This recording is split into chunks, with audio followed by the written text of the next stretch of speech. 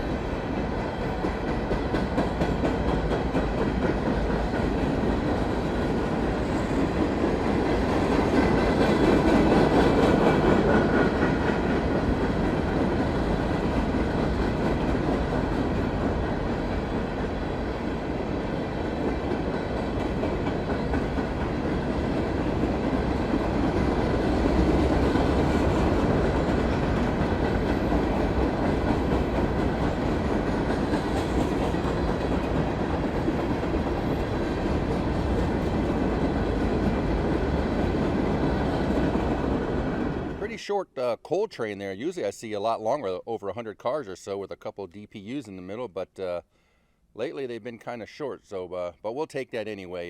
Probably only came through here going about maybe 50 miles an hour, if that. So on that note, travelers saying, see you by the rails.